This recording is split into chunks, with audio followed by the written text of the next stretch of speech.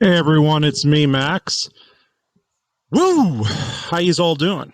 How's everybody today? We're here with Megabytes, and this is my official full-length podcast that I do exclusively for members of Maximus Premium, and I'm sharing it with anyone who wants to log in.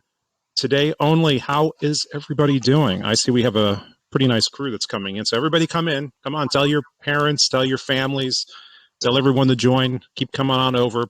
It's Friday, November the 4th, and we are on the, we're heading into the weekend before probably the biggest, certainly cliched to say the most important election in the history, recent history of the United States. I'd say it's probably the most important election of the last 20 years.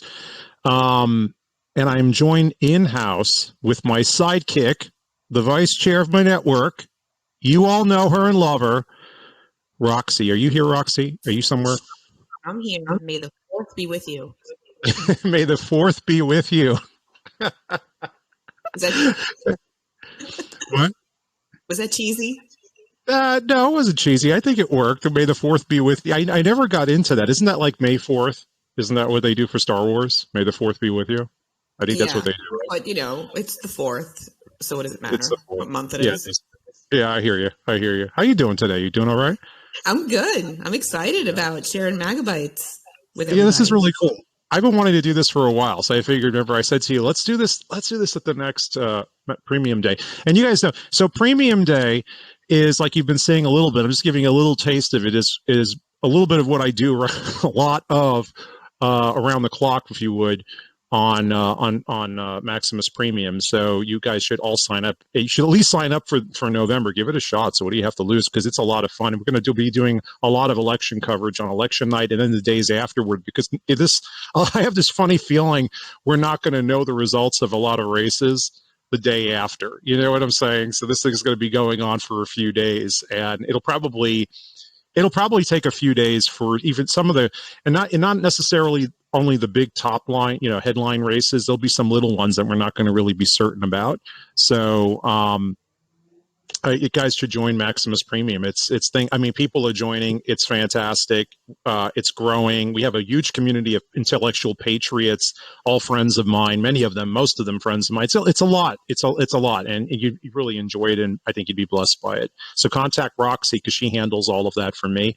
And you can just DM her and email her. And this is something we do. We typically do the podcast, and we answer questions. So there are some questions from Unchained, but we'll also be discussing a lot of topics as we feel like it. So, do you have anything you wanted to talk about, Rox, offhand, just to start it going? Well, like you said, we have a huge week coming up. No pressure. Yeah. Not much. We have a blood moon coming. So I don't know what does that mean? I don't even know what that means. People bring this up to me. I've had my mom do this to me. It's like, okay, it's a blood moon. And I'm like, what does that mean? I don't know what that means. Okay, I get the idea that the moon looks a little kind of shaded red, if you would, but I don't exactly understand what that has to do with anything. I remember wasn't that popular a few years ago amongst certain circles of Christians? They were emphasizing blood moons or whatever. Like every time there's a blood moon, it's supposed to signify some moment in time of, prophetic alignment. Okay. Okay. All right. I'm not the teacher you are, so I'm just. I know. I mean, I don't know about that, but okay. All right. So, all right. That's fine. I know people write books about this. I mean, I've seen the craze out there. I think it was like, I don't know if it was like 5 or 10 years ago. There was a lot out there about that. People were reading books on it. Everyone was saying it was like the end of the world or something, and then nothing happened. And so I don't really get too wrapped up in any of that. I don't do, me, I don't do numbers. The whole, even today, that whole thing with Trump announcing next week that he's going to run for president, if that happens, or the week after next, it's like it adds up to 47. And I'm like, maybe someone just made that up because it happened to add up to 47 and threw it out there and just to have everybody talk about that for 24 hours. Anybody think about that? So Yeah. I kind of, I don't know. It doesn't really do a lot for me. So, I mean, I'm like, yeah, whatever. The only date that matters to me is November 8th, and that's fixed, that's set in stone. And then the count that goes on after that, however many days that takes. And like I was saying to everybody in Max Bytes I think I mentioned this in Max Bytes.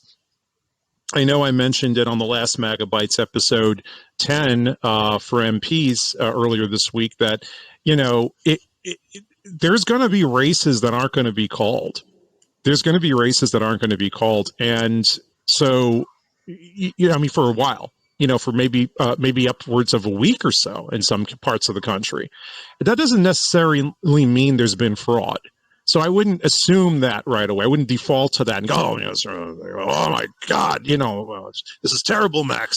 You know, Mike Pence. I mean, I wouldn't do something like that, you know, and you know, it's don't just start assuming that. It's like there's like we've had races that have every election there's races in the country that are too close to call for several hours or a few days. I mean, it just happens. And even in the primary, this last primary season, the Republican primary, there were some races that were too close to call. I think the Arizona governor's primary didn't they not call it for Lake for a few days. She was behind like 10 or 20 points, and then as the count progressed for a couple of days, she took the lead, and then they finally. God, it's so stressful watching that, isn't it?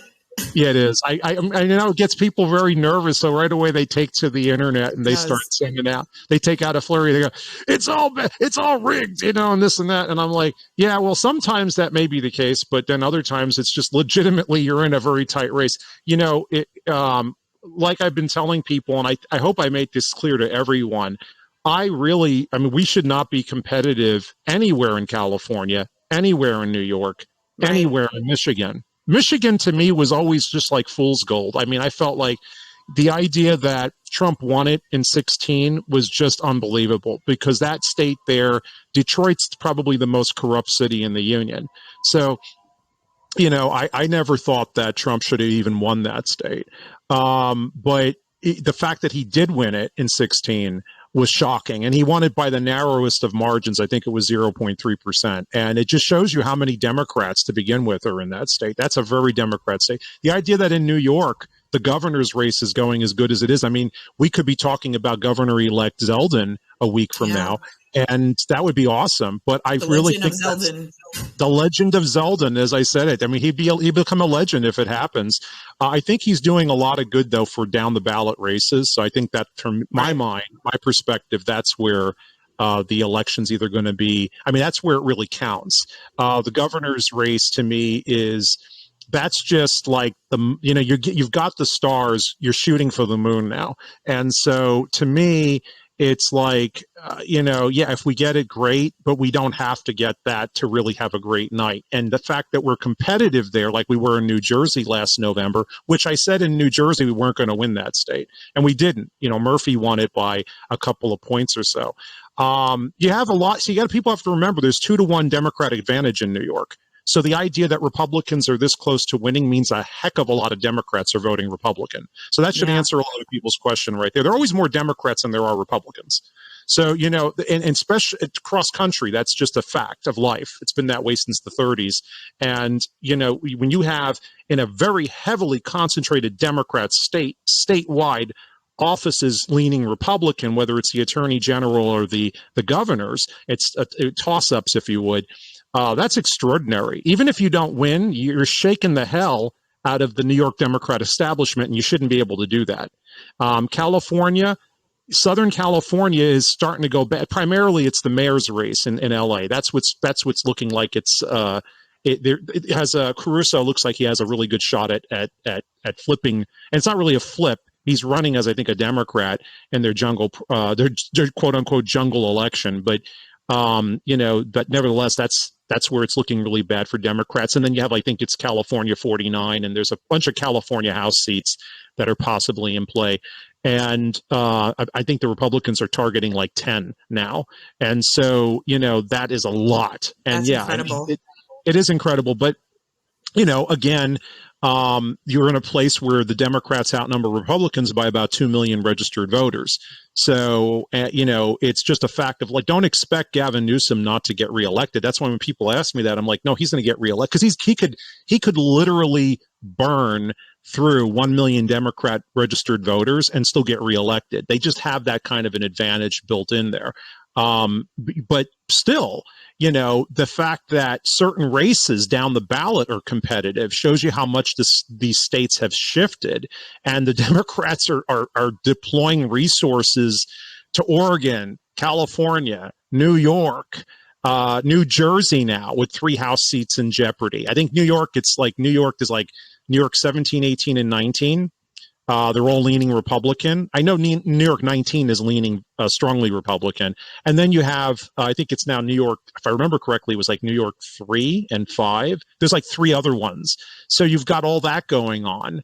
And so, we shouldn't be talking about this.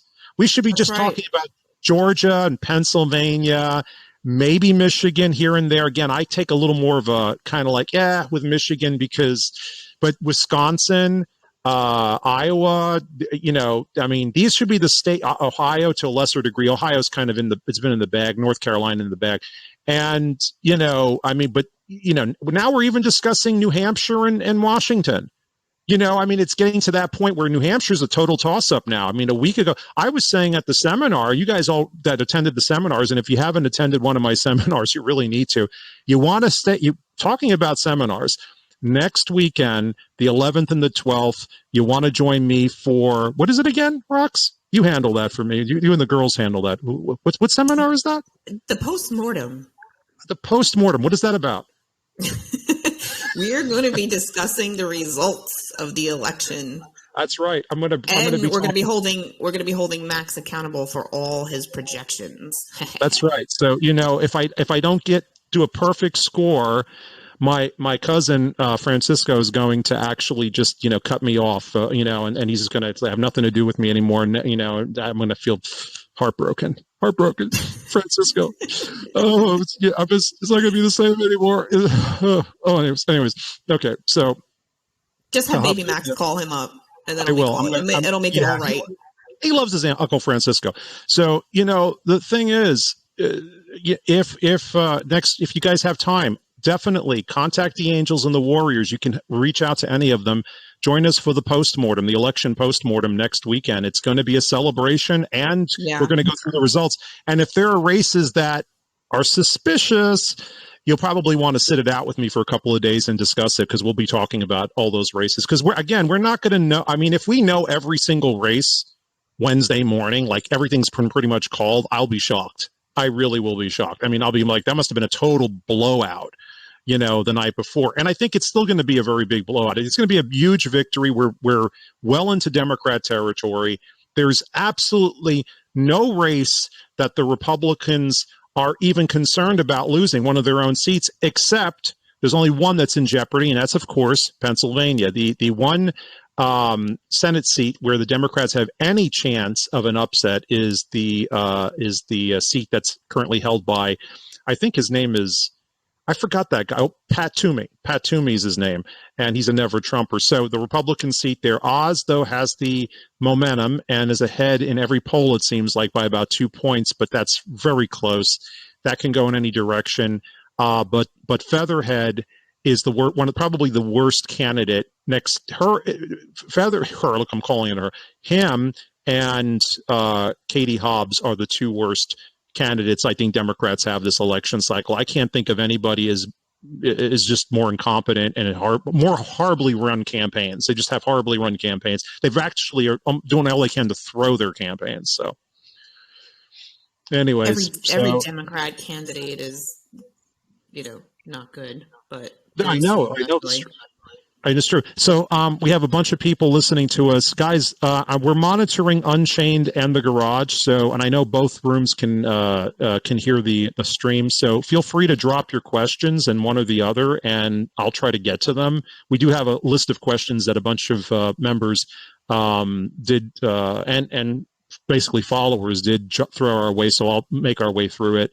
And then just so you know, in case you can't listen to the whole live broadcast, I am going to process this and upload it to YouTube for everybody else to listen to, so it'll be up there later tonight. But you know, I'm just look through here. I think we actually have something here. We have some good questions. I know we do. Let me just get one in the room here. So an Unchained, Bev is asking, based on all the information you provided in the last civics seminar, your posts correct your opinion, et cetera, et cetera. Republican governors most likely in contested races are, and I think she's asking me, Texas. Okay, I'll just go through this.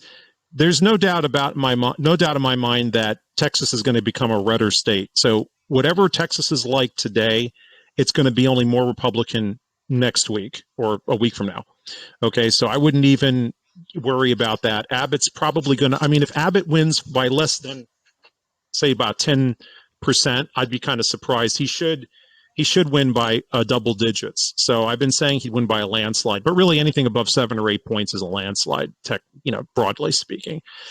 Wisconsin's very likely that it's just going to go Republican. Arizona, no doubt in my mind that Kerry Lake is going to be the governor. The thing with Arizona is and like Pennsylvania, the same thing, because I'm going to get to that in a second. Those states are famous for splitting their votes. So it could happen where you end up with a Republican governor and a Democrat senator in Arizona, because that's what they have over there now.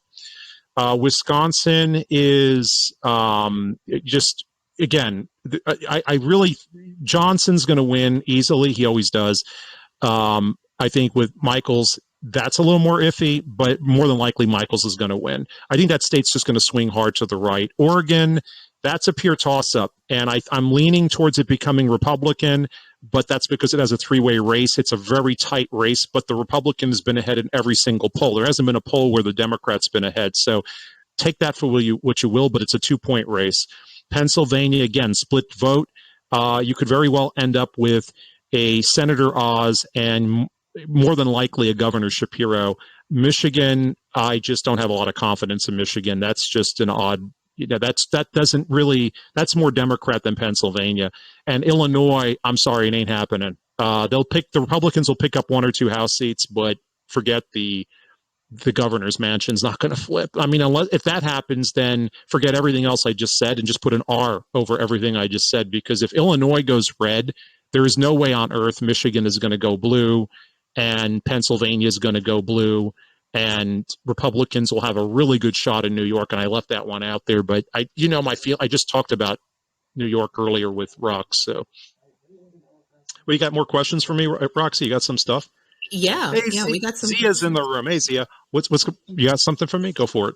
Hey, Zia, how's it going? Hey, Zia, I'm looking at the people on the side here now. There's some of them are waving their hands at me. Steak. Oh yeah. What's up? I don't know who Steak is. What's up? What's up, Austin? Austin. I think Austin's new. So here's Sarah.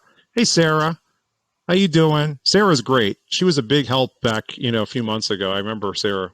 And how's everybody doing? Jennifer. Carlos has been around for a while. He's been in my rooms for a long time. So got a big crowd here now. Scott's in the room. Ashley, wow, I'm just scrolling through. I can't say hi to everybody individually. I'm sorry. Hey, Amy, how you doing? How's it going, Freedom Fighter? I know who you are. What's up, Donald? I know who you are. Let's see what's going on here. Brian and Aaron and the rest of you. I hope everybody's doing okay. So anyway, let's what do you got, a question for me? Yeah. So are the R's ahead in early voting, or do we expect a big surge on election day? Well, I think that's a good question. I remember answering it earlier in the chat. The R's in some states are up, or they're not necessarily ahead, but in a heavily Republican state, they're more closer than not to being ahead. The real thing now is the disparity between the Republicans and the Democrats in early voting. That's shrunk in every state. So the requested ballots and the return ballots, the disparity from 2018, where it was much wider, is much closer right now. So I'm comparing apples to apples here by looking at midterms, 18 to 22. 2020 is an anomaly, so you don't really want to look at that. So there's just a smaller gap, is what I'm saying. That's a good sign, but don't read too much into that because we don't know how anyone's voting.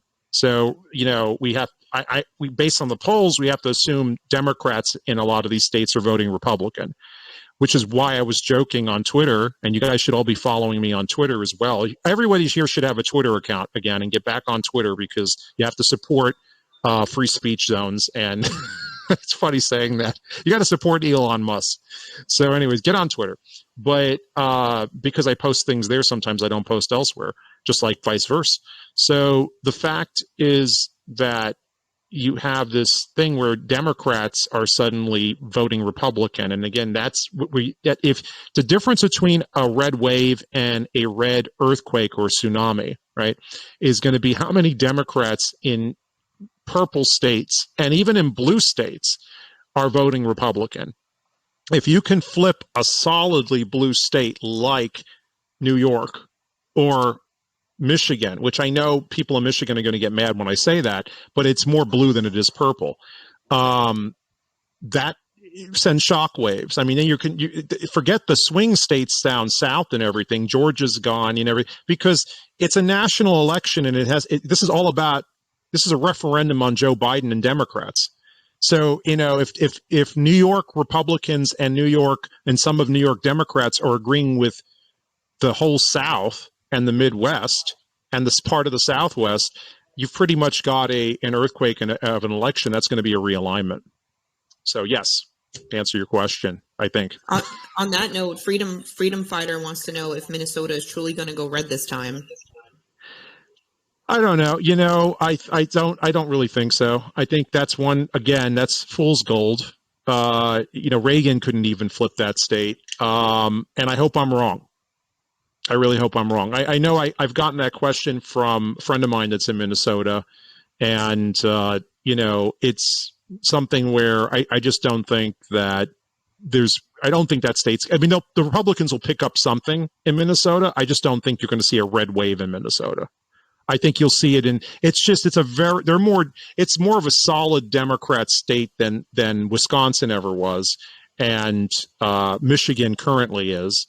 And Pennsylvania as well. Yeah, and like we were discussing in the seminar too, there's a lot of other things in play in Minnesota, right, that help keep it leaning Democrat. I mean, they were mentioned like a lot of the Somalis that are in there. They have their network there with Ilhan Omar. So that's unfortunate over there.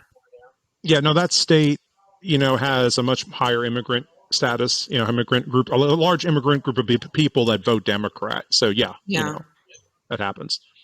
Yeah, you blew through a lot of these questions in your opening statement, but I did. We do have some. Yeah, you did. You actually answered almost all of them in your opening statement.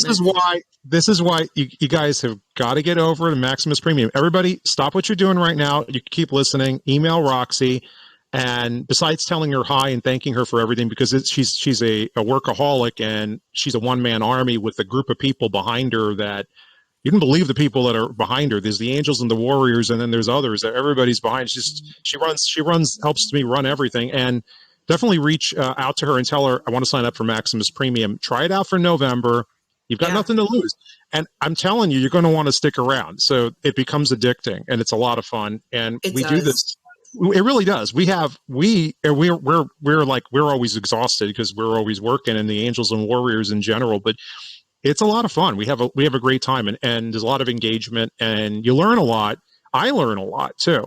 So I get pressed. Yeah, I really do. So people, I mean, we have such a high, I mean, I think the collective IQ of my garage has got to be over 200. I mean, some of the people in there are just, I sit there reading their materials and I'm just going, okay, I got to go research this. Because these are really substantive questions and they take time. And it's not just politics. It's not right. I mean, we have some really great conversations and topics that come in there, and others engage in it, and they, people give their opinions and their responses, and then you jump in there. It's just so cool. It's like hanging out with a bunch of friends. It really is. It really is. I mean, that's a good way of putting it, and it's a real community of patriots, and they're just, it's a lot of fun. It's just a lot of. it's just a lot. You have to just try it out. Just try it out. You got nothing to lose. For those that want to, you also can, and if you're already a member, you can upgrade to a gold membership annual. If you don't want to do a monthly, you can do an annual membership. And believe me, a lot of people are just upgrading to that. So, and if you don't want to use PayPal, guess what? You don't have to use PayPal. I've got my e-commerce side to my website up and running, and just contact Roxie. You can do it through there, and you can use any credit card, debit card, whatever you want to do. However you want to pay, bank transfer, it doesn't make any difference. It's all secure and encrypted, and so that's where we're actually got options for everybody. Got options for everybody. If you have, we can make it work. So contact Roxie. That's her complete forte, and she has full authority over that. So, or if you have any questions, you can always DM me directly or email me directly. So. I'll take care of you. Come to me. I'll take care of you. She'll take care of you. She'll take care of you. Yeah. I got a guy. You got a guy. Yeah. Hey, Brian. Hey, Brian. Brian Marino is asking about New Hampshire. Any thoughts on New Hampshire? Yeah, I think Bolduc has a really good chance, man. I think, first of all, the Republicans are going to increase their domination of the state. So I think they're going to increase their numbers in the state legislature. And of course, Governor Sununu is going to be reelected by 20-something points. And then I think that Bolduc has a really good chance. I think it really is a toss-up, but now it's leaning Republican. Out of if I had to have a choice, if we had another week, I'd know I could say this more confidently, but right now, I'm more confident about New Hampshire leaning Republican than I am with Arizona leaning to Masters. I think the race in Arizona is just troubling to me, and for the same reason that the races in Pennsylvania are troubling to me. So I feel pretty good. Will it happen? I don't know. I really don't. I think the Republicans are also going to probably pick up New Hampshire 1.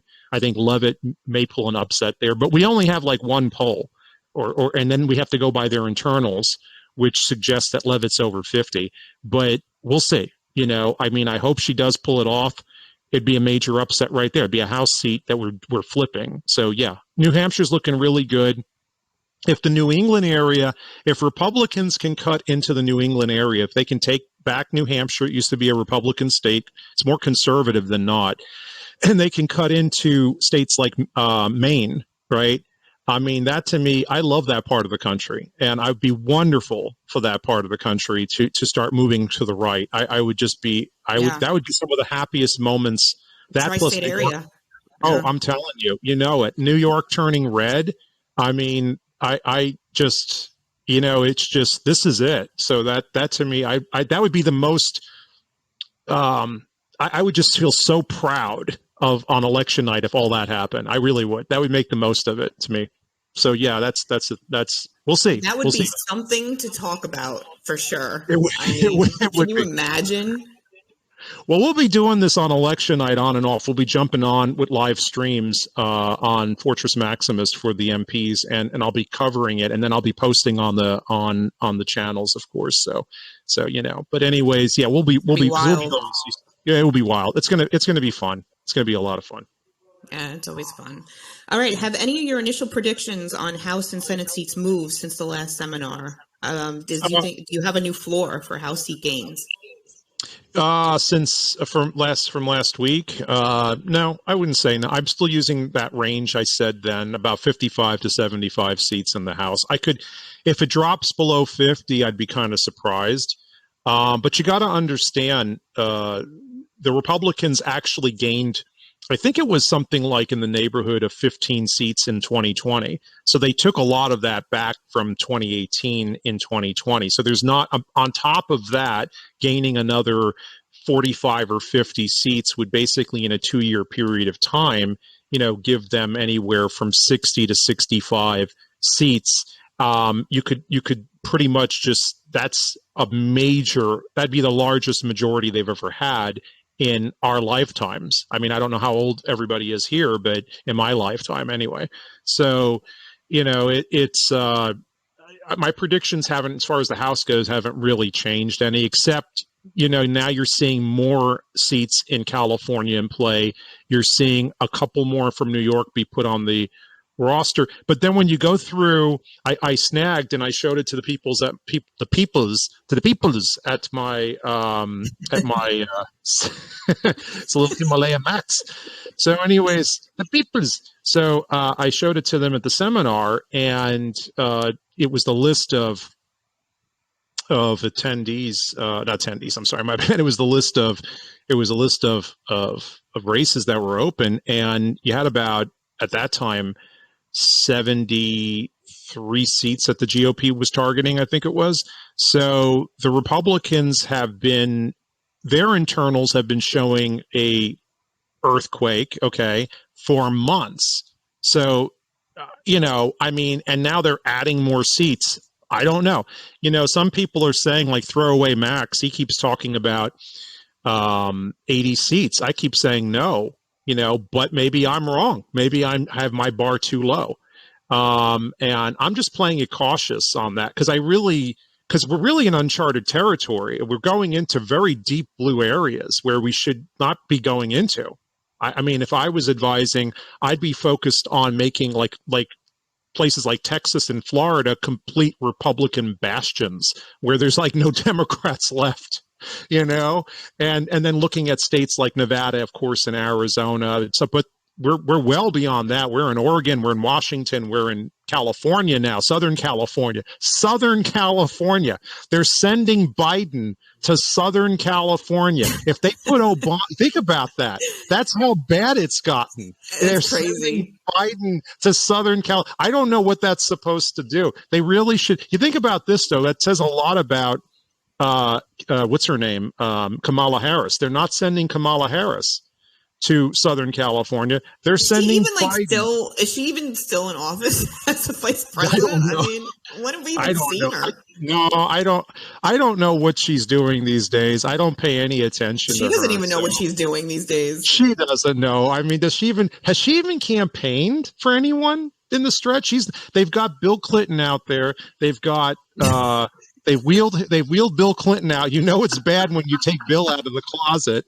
You've got Obama under a desk with some kid. I don't know what he was doing down there. He's sitting on the floor talking to some kid on TikTok about why their vote matters. And then you've got Joe going to LA. I think that's kind of like, that's how this is. It's comical.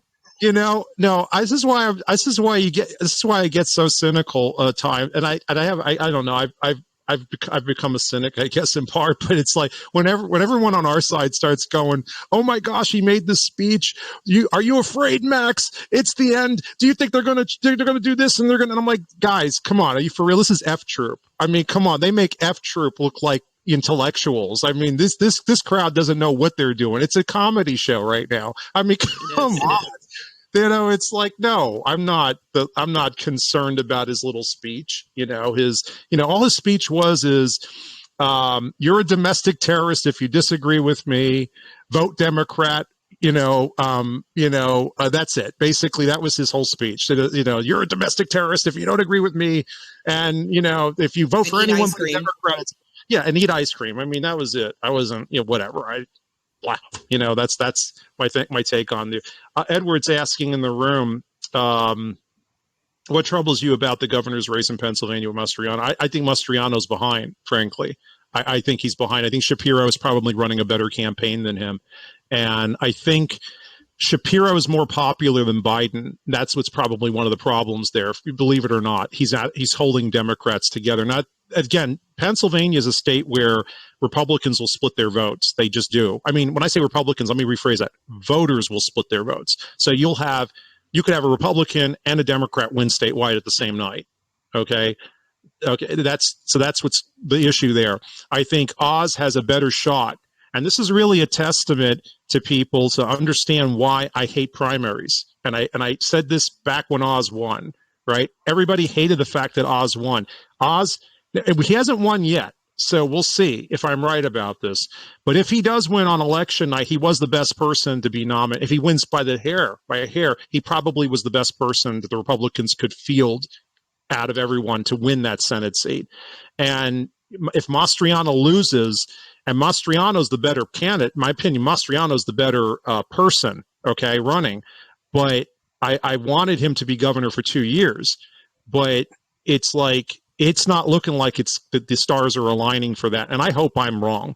You know, I keep saying this. I hope I'm wrong on races in our favor. So the ones I'm like very skeptical of, I hope I'm wrong about. I really, really hope I'm wrong, because I'll admit it and I'll say I'm glad about it. So, admit it.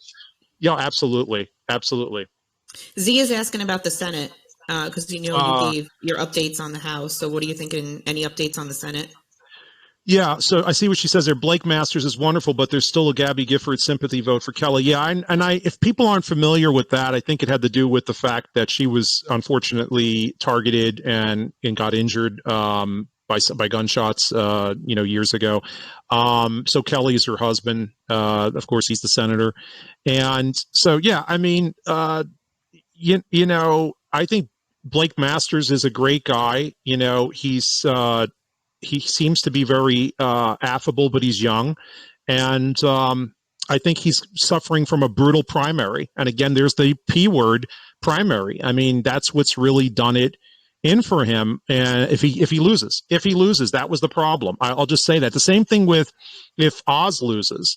I'm going to say it's the primary that did it. The primary battles damage Republican candidates because people are, one of the things you learn in archaeology is tribalism, right? It's part of anthropology 101. So it's like people break into little tribes and then they war amongst themselves. So you'll have cultures that are very commonly fight amongst themselves. If you don't believe that, just look at the history of civilization, for crying out loud. Look at the Maya, look at the Aztecs before they unified Mesoamerica.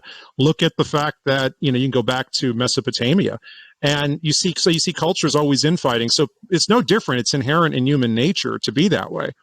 And so we all do that. And primaries are a great example of this. I mean, how many of you didn't like, you just didn't like Oz? How many of you didn't want Brian Kemp as the Republican nominee, but you wanted Walker? Remember that? I remember people attacking me over that because I wouldn't take sides.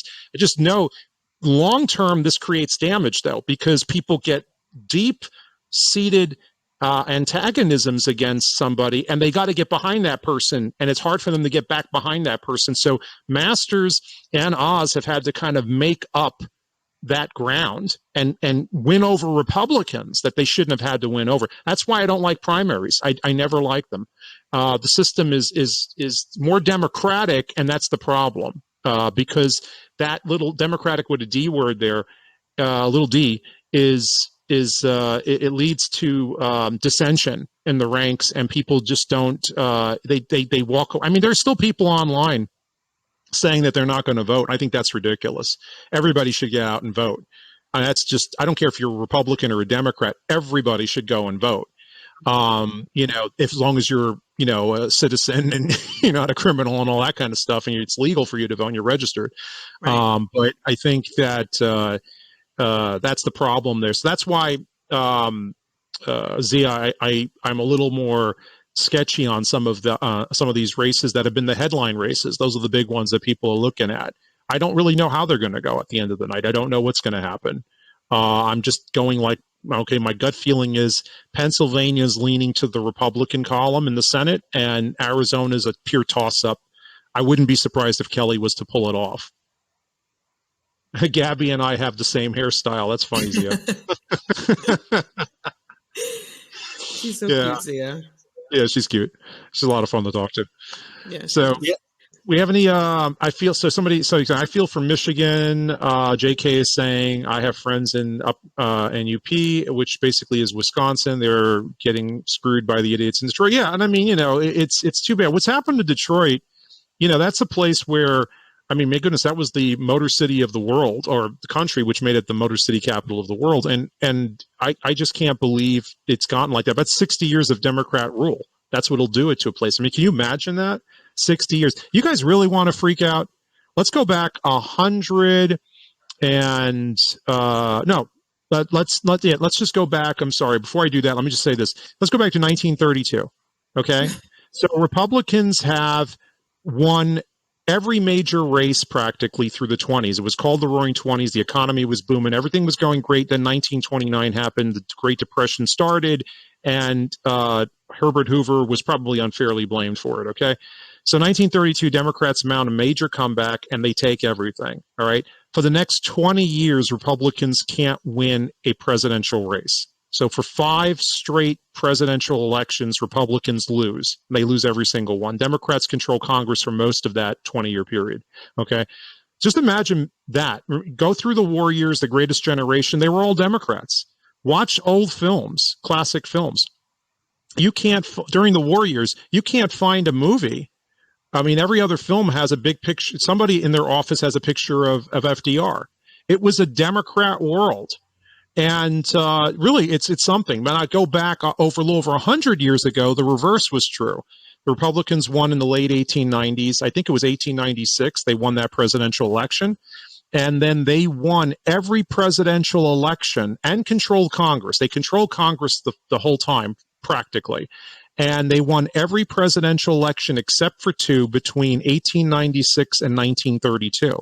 So there was about 36 years of Republican domination of the White House, with the exception of, briefly, 1912 and 1916, which 1912 was an aberration because it was a 3-way race like 1992, and 1916 was the reelection of Woodrow Wilson. So Woodrow Wilson was again the anomaly. He didn't belong. He never really won an outright majority in 12. He won by a fluke. And he was vehemently disliked by the late teens. And so, and he was also handicapped, and he was kind of like confined to the White House. He never left.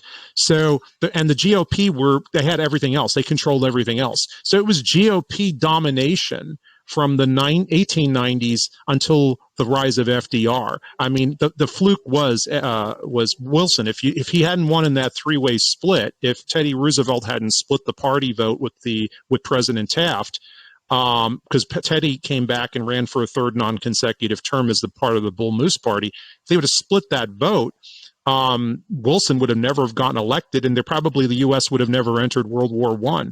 So it was, and the Democrats would have just been kept out of office. And so just think about that. So these type of swings politically happen. And you look at the 80s, of course, because of Reagan, there was Reagan domination, Republican domination of the White House for 12 years. Again, that was the last time it ever went on beyond 8 years. It's really hard to go beyond 8 years. We often talk about 12 years and 16 years. It's very rarely happens these days because the country's so hyperpolarized. So, yeah, the pendulum swings, that's for sure. It's true. It's really true. It's really true. We have a lot of people that are listening. It's like a lot of people listening here. We got to take this on the road. Maybe we should eventually start doing the, I'm just, I don't know. Take it on the road. I don't know. It sounds like we're going to go singing or something like that. You don't want to get me singing. We can take these talents on the road. That's for sure. Yeah. We'll do like a concert tour, That'll be good. We can get Baby Max in there. I'm sure people will sell lots of tickets for him. Yeah, I have to check on him though. I haven't checked in on him all day, so I hope he's doing okay. So make sure he's alive. I have to make sure. Yeah, I'm sure he is. Well, anyways, so let's say Viv is saying, should I assume Massachusetts isn't even worth commenting on? We're hoping for a big showing from conservative independents, fed up Democrats, and non-rhino Republicans. It's amazing and sad that New York and California are feeling the wave, but Massachusetts is the most Democrat state in the union, and it's weird because it has more registered independents than anybody else and anything else there. And I would not get too worked up about. I think you're gonna get a Democrat governor for the first. People don't really even know this. Massachusetts has had a Republican governor for a while. It typically votes in Republican governors. It's really wild. They're liberal Republicans, but it's strange. But yeah, you're gonna stay blue. There's really, I don't even know if the GOP. I can't remember if they're even targeting a House seat in Massachusetts. It's not on their radar. The Democrats live somewhere, and what can I say? It's like I said, we're surprised that we're even talking about LA. How do you explain that? Well, what about Martha's Vineyard? You think everything going on with them, shipping all the illegals over there, you think that'll change their vote? No, well, maybe some, but I don't think that's marginal. I don't think you're going to have a lot of people go, "Oh my gosh, I didn't know we had such a problem. I'm going to vote Republican." I never. That's not going to happen. I mean, they're just going to call 911. Well, they're just going to call the police and have the people removed, and then go back to voting Democrat. That's the way they are. Yeah. Yeah. Hey, Max, I believe we have some real rising stars coming up in our party. Can you speak to some of the rising stars who aren't named DeSantis that you are excited about? Also, will Rick Scott try to dethrone Cocaine Mitch as Senate leader? Well, to your last part of your question first, I hope so. I'm all for that. I think Rick Scott would be a great be a good Senate leader, definitely an improvement. Rising stars, I don't, Ed, this is something that you guys have to learn about me. I don't really see any rising stars in the GOP, frankly. Whenever I hear that term, it's like, the one on Twitter that's tweeting stuff out when they should be working in the office on legislation and getting it through Congress. That's the person that's doing chin-ups in the hallway. I don't really get it. These people, if they spend more time on Hannity than they do in the office working and getting stuff done, I'm not excited about them. Everyone should know, in my opinion, really should be the standard. For when it comes to House members or members of Congress, the standard should be Newt Gingrich. And I measure everyone up to that standard, which is a very high bar because he was the best, probably the greatest Speaker of the House in the late 20th century, certainly, and one of the greatest of the 20th century in general. He got a lot of stuff done. Welfare reform. He balanced the budget 5 years or 3 to 5 years in a row. He got a booming economy. He worked with, he had a major, he had a majority, not a super majority, but he had a majority in the House. We had control of the Senate, and he controlled the Senate through Bob Dole, and he got Bill Clinton to sign legislation, and we even got a line item veto that the Supreme Court ruled unconstitutional. We almost got a balanced budget amendment through. The contract with America was pivotal and transformed the United States, which is one of the reasons why we're all here right now talking. I mean, it was largely the internet became, and this is for better or for worse, the internet was the laws governing it were passed during his reign as prime minister, if you would. And it's funny I always said that, but that's true. He acted like the prime minister of the GOP. So the man was the last statesman, as I like to call him. So unless you're someone like a Newt, you're one of that freshman class that really rolled up their sleeves and got legislation done and got Democrats to actually sign on with you on some of it, I don't really consider you a rising star. I consider you a future host of some sort of channel or something like that. So, I mean, you're going to be on Fox News or whatever. So that's the future, in my opinion, right there. But anyway. Hey, Chuck Norris just endorsed Blake Masters. Oh, really? That's great. I think that's wonderful, actually. I mean, that's wonderful. Well, listen, you know what? I got to take a break for a minute. Can you take over, Rox, and answer some of the questions that the people may have and keep the conversation going? Because I need to take a break for just a few minutes, okay? Yeah, sure. All right, guys. I'll be right back. Roxie's in charge. You're listening to Megabytes, episode 11, and this is live. Join Maximus Premium for more of it. Absolutely. You guys have to come over and check out Maximus Premium. If you're not on there already, we know a lot of people in the room and listening are, but we really do have a good time over there. Lots of good stuff going on. So let's talk about what's going on with Trump. Do you guys think he's going to announce that he's running shortly after the midterms, or you think that he's going to hold off a little bit? I know Max talked about this at his seminar. He's thinking he's going to wait till around the summertime, which I personally think he is too. So what do you guys think? You think he's going to announce shortly? And do you think he's going to run?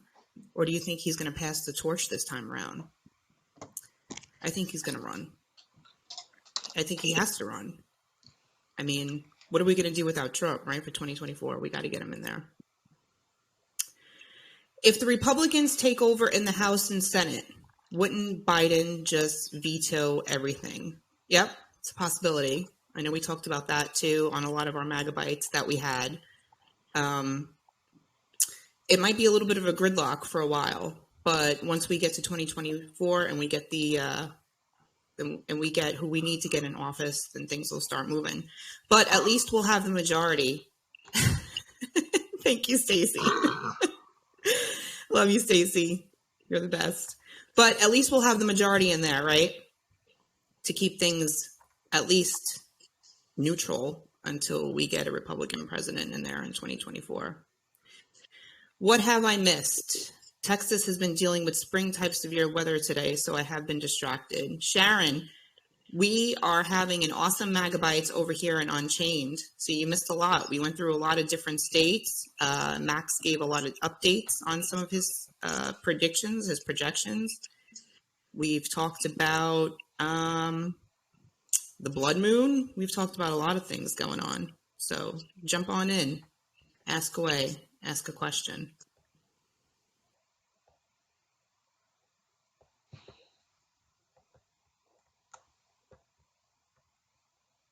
Hey, I'm back. I'm sorry about that. That's okay. I figured there was some sort of connection issue. My Telegram decided to do an update again. And don't yell at me because I know you've told me to turn off my updates. I can't. You don't know. That is just so. We're going to have to talk later on. Sorry, guys. It's don't even. Connection issue with Roxie is just. Hey, it happens. All right. It happens.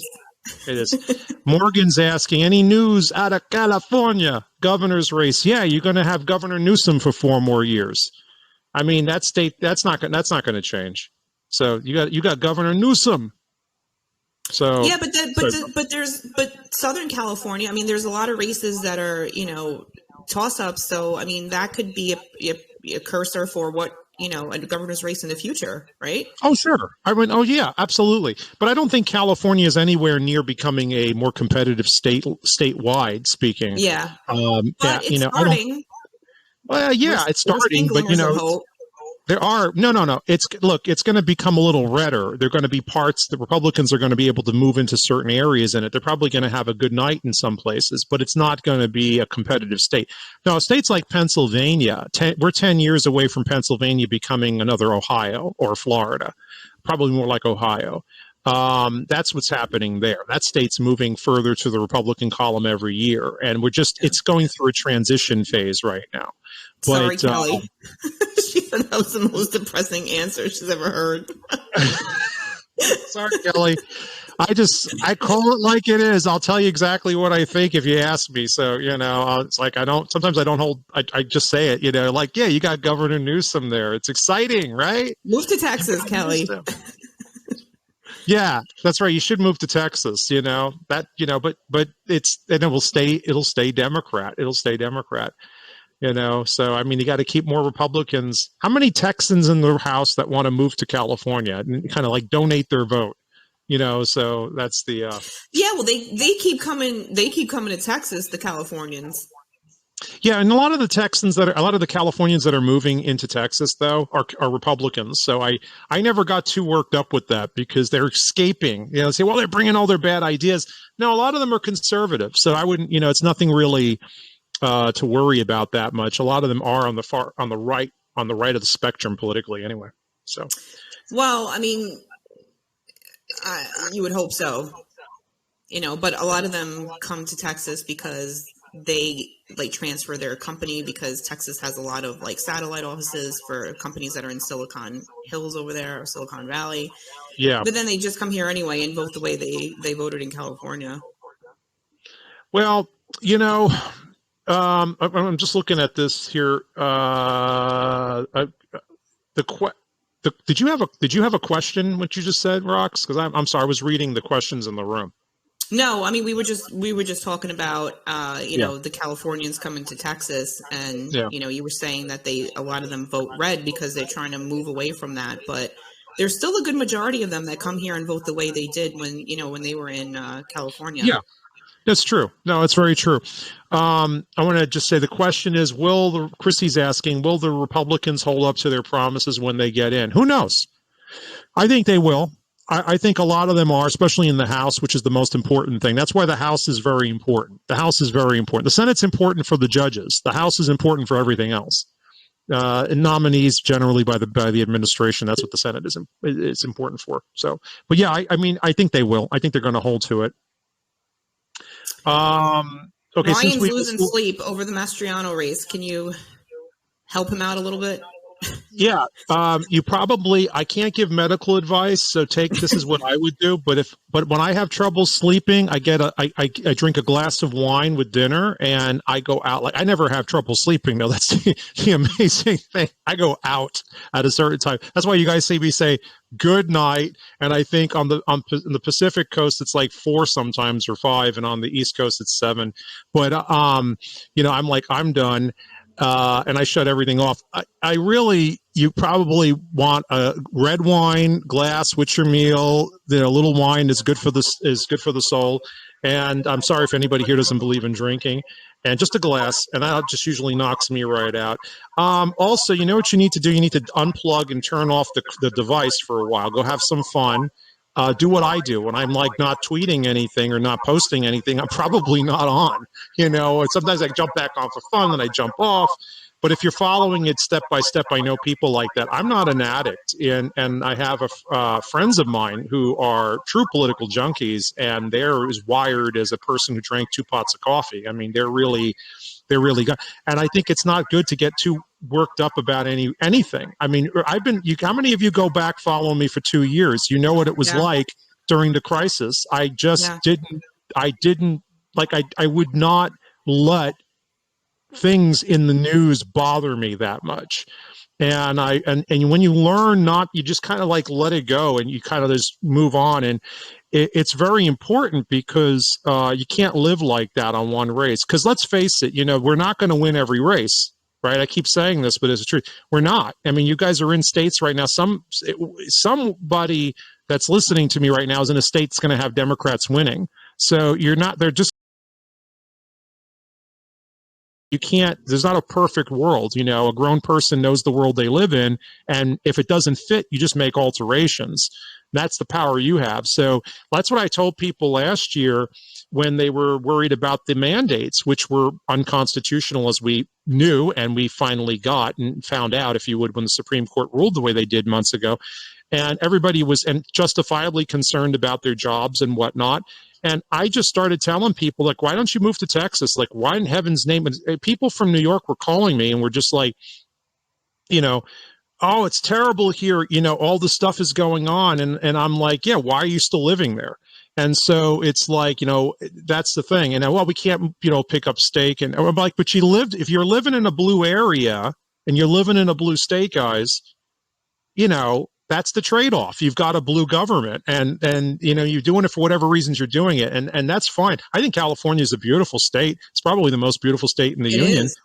It is. I think it's gorgeous. I mean, that state's absolutely geographically, the climate, everything about it's gorgeous. I've never been to California and not had a good time, and it's just a great state. And I love the people there. I mean, they're a lot of fun to interact with them. And I know probably at least every other person I'm running into is a Democrat, but it's a great place. And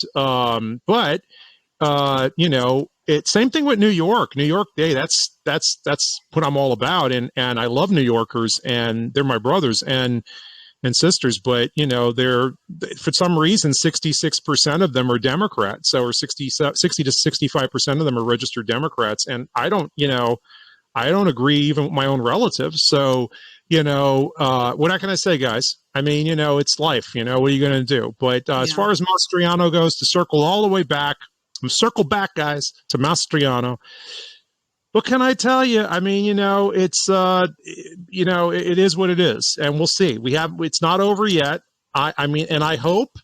I'm saying Governor-elect Mastriano a week from now. I really hope that. I mean, if that race hasn't been called by a week from now, let's put it like this. Maybe this will make you feel a little better. It's a good sign, because frankly, I think they're going to call that state late in the evening on Tuesday night. I think we'll know right away if Shapiro has pulled it off or not.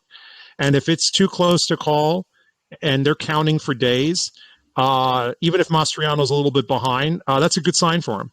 That's a really good sign for him. Yeah. Kelly has a follow-up question. So sticking with the state of California, do you think that the vaccine mandate will lift here since it's lifted in New York? It's a possibility. It's a possibility. I mean, it all depends. I mean, you've got a very crazy governor. So, I mean, he's kind of weird. I've never, it's funny, I only listened to Newsom speak twice. And the second time around, when he was doing the recall a few months ago, when he was going through that, man, he's just, there's something about him. Like he's a little. Oh, there's something creepy about him. I agree. He's got I mean, he comes across as creepy on the screen. Joe Biden comes across nicer than him, more congenial. That sounds nuts. I know no, seriously, before Joe Biden got dementia or whatever he's got, he used to be like, you could sit down with him and have a beer. Yeah. You know, he was that kind of a guy. You know, you really could sit down with him and have a beer and have a discuss. He was a affable, fun guy to talk to. And, that may sound weird to everybody here, but that's a fact in life. You know, he had that kind of personality. And, but Newsom is just, he's like, there's something like weird about that guy when he talks. It's just, he's not telegenic. He looks good for a minute. And then as soon as he starts talking, he's like wired and weird. And I don't know. Anyway, whatever. He's strange, a strange bird, for sure. I don't know about the mandate. You know, maybe they'll lift it. Who knows? It all depends on what happens, I think, next week. And then it's politics are local, guys. Politics are local, so it's up in the air. Like flip it up in the air, you know. Yeah. Kelly's question, I guess we missed it before. I started to answer it, Kelly, but then I guess my update started happening. If the Republicans take the House and Senate, wouldn't Biden just veto everything? Yeah, of course. And it depends. That depends on what they put on his desk and how they negotiate, because there is the art of negotiation, right? So the fact is, if the Republicans have genuine leadership, they work with some center. There are going to be moderate Democrats after this election, guys. 2 of them are in the Senate. So trust 3 of them, actually, if you count Tester, because I think after this election, you're going to have Sinema really start thinking about whether she should leave the Democratic Party. Joe Manchin's going to probably either announce he's leaving, he's going to become a Republican, or he's leaving, he's not going to run for re-election. And Tester is going to really be under a lot of pressure. So you're going to have 3 Democrats that are going to work with Republicans, and probably a couple more from a couple other states, like the other, especially if Oz and Mastriano win in Pennsylvania, you're going to have the other Democrat senator from Pennsylvania probably consider working with the GOP. So you can get a few Democrats to sit down with you, you know, from states that are Trump states or swing states. And you could sit down with them and you could start mapping out. Let's say the Republicans win 54, 55 seats, 56 seats, which could happen if they take New Hampshire and Washington, right? So suddenly you have a veto-proof. Soon you have a filibuster-proof Senate with those 5 Democrats, 4, 5, 6 Democrats, okay? And so let's say you've got 260 seats in the House, 270 maybe if we're lucky. You've got all that going for you. You sit down with a few Democrats, and you come up with what do they need? You know, what do you need out of this? And you compromise. That's the old word. Okay, that's what they did in the 80s. And you compromise, you go back and forth, and you negotiate with them.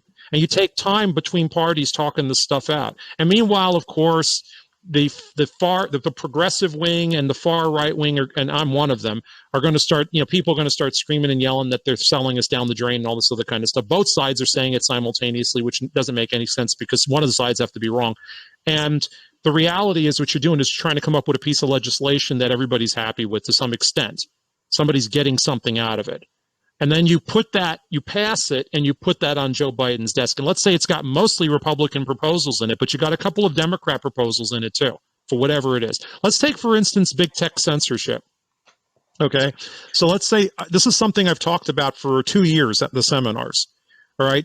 That's a place where Republicans and Democrats can work together. Okay. And so they want something. What do they want? Typically, they want privacy protections. That's what they're concerned about. That's what you get your Amy Klobuchars, and you get. Then on the other side of it, you've got Republican concerns, okay? And so you have some Republican concerns as to, you know, what on earth do we want? We want, for instance, censorship eliminated. We have to do that. And you sit down and you pound out a series of proposals because both Republicans and Democrats hate certain big tech companies. They both do for different reasons. So you got to get those sides together to talk things out. And that means you can't be polarized. You have to start breaking those. You have to, break the ice here. You got to stop with the, drawing the lines in the sand. You've got to work and you've got to negotiate. That's what we've been doing for 240 years. So, that's one of the ways in which you can actually get something on the desk of the president, and he'll tempt him to veto it. What is he going to? He's going to veto legislation that members of his own party want. So that's one thing you can do right there. Is he going to veto everything though? I think he'll veto most of what the Republicans pass party wide if they just do it themselves. But I can just call you back to a different time, the 1990s. Duke Gingrich and Bob Dole got legislation through and got it with Democrat support, got it onto the desk of Bill Clinton, and he signed it. And 3 times he vetoed, I think twice he vetoed welfare reform, and on the 3rd time he signed it. So they kept putting it on his desk and just making little alterations. And finally, he was under such pressure that he had to sign it. And it was one of the best things because it overhauled the welfare system in this country, completely changed welfare and ended the Great Society. Well, guys, listen, we have to wrap it up for today. I hope you enjoyed this episode of Megabytes. This is episode 11. It was fun, wasn't it? We were answering a lot of questions. I'm glad I hope everybody got to hear some of it. I will be posting it on YouTube later today. If I can't get to it today for whatever reason, it'll be up tomorrow, so don't worry about it. But I hope you guys enjoyed it. It was fun being, this is what we do at Maximus Premium. So DM Roxie. Yeah, this is what we do. We do this every DM week. Roxie. Every week, at least once a week. At least once a week, we do one of these. DM Roxie, email her. Roxie Balboa, the #1 at gmail.com. You guys know the drill. It's posted on the channel. Just go look for it. Also, don't forget Civics Maximus, the election post-mortem is next weekend. So I have it scheduled for next weekend. I very much doubt I'm going to have to move that. So, but anyways, we don't know, because if we don't have any race called for 5 days, we may have to move it. But anyway, you definitely want to be there for that. So join us for Civics Maximus, the election postmortem. It's going to be a celebration. It's going to be a lot of fun. That's next weekend. So a lot of people signing up for that. A lot of people signing up for Maximus Premium. Become a member. We'd love to have you. And anyways, Rox, it was a pleasure as always. It was a great pleasure. Always a lot of fun. So anyways, God bless you all. I hope you guys have a wonderful rest of your Friday. I'm going to be otherwise wrapping it up myself here and chilling out. So guys, if you want to chill out, relax, put on a good movie with your family. That's right, Edward. Jesus is in control. Amen. I completely agree with you on that one. So amen. Amen. Take it. I'm going to heart that one. So excellent point. So just relax, have some fun with your family, unwind this weekend. You got a busy week next week, so take a long weekend, at least a semi-long weekend, and do some fun stuff. Anyways, God bless you guys. Again, Rox, thanks for joining me. I appreciate it. Yeah, of course. Thanks everyone for your questions and your engagement in the room. That was big. I appreciate that. I appreciate it. It was a lot of fun. God bless you all. We'll talk to you again soon. Take care, everyone. Take care, Max. Bye. You too, hon. Ciao.